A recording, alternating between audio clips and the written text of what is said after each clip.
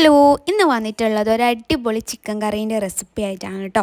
അപ്പോൾ എങ്ങനെയാണ് തയ്യാറാക്കുന്നത് നോക്കാം. അപ്പോൾ അതിനായിട്ടൊരു കുക്കർ എടുത്തിട്ടുണ്ട്. അതിലേക്ക് ഒരു 2 ടേബിൾ സ്പൂൺ വെളിച്ചെണ്ണ ഒഴിച്ചു കൊടുക്കുക.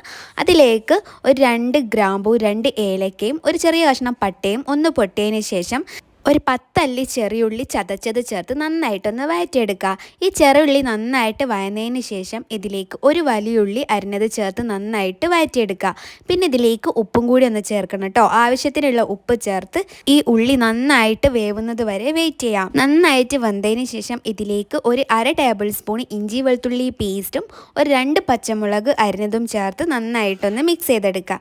ഇനി ഇതിലേക്ക് ഒരു 2 തക്കാളി അരിഞ്ഞതും കൂടിയും ചേർത്ത് നന്നായിട്ടൊന്ന് വഴറ്റിയെടുക്കുക. ഈ തക്കാളിയൊക്കെ ഒന്ന് അത്യാവശ്യം വേവുന്നത് വരെ വെയിറ്റ് ചെയ്യാം കേട്ടോ. ഇപ്പോൾ തക്കാളിയൊക്കെ നന്നായിട്ടൊന്ന് വെന്തിട്ടുണ്ട്. ഇനി ഇതിലേക്ക് നമുക്ക് ചിക്കൻ ചേർത്ത് കൊടുക്കാം. ഒരു 500 ഗ്രാമിൻ്റെ അടുത്തുണ്ടാവും കേട്ടോ ചിക്കന്. എന്നിട്ട് നന്നായിട്ട് മിക്സ് ചെയ്തെടുക്കുക.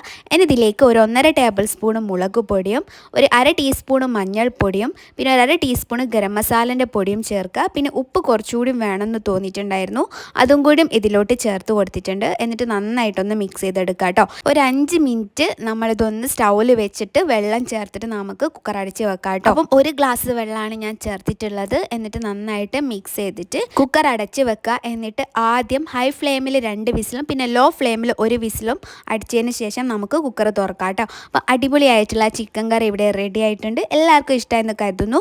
ലാസ്റ്റായിട്ട് നമുക്ക് കുറച്ച് കറിവേപ്പിലയും മല്ലിയിലയും ചേർക്കാം കേട്ടോ. അപ്പം അടിപൊളിയായിട്ടുള്ള ചിക്കൻ കറിയാണ്. എന്തായാലും ട്രൈ ചെയ്ത് നോക്കുക. ഇഷ്ടമായിട്ടുണ്ടെങ്കിൽ ലൈക്ക് ചെയ്യുക, കമൻറ്റ് ചെയ്യുക, എൻ്റെ പ്രീവിയസ് വീഡിയോസൊക്കെ കാണാം. അപ്പം എല്ലാവർക്കും ഒരിക്കൽ കൂടി താങ്ക് യു സോ മച്ച്.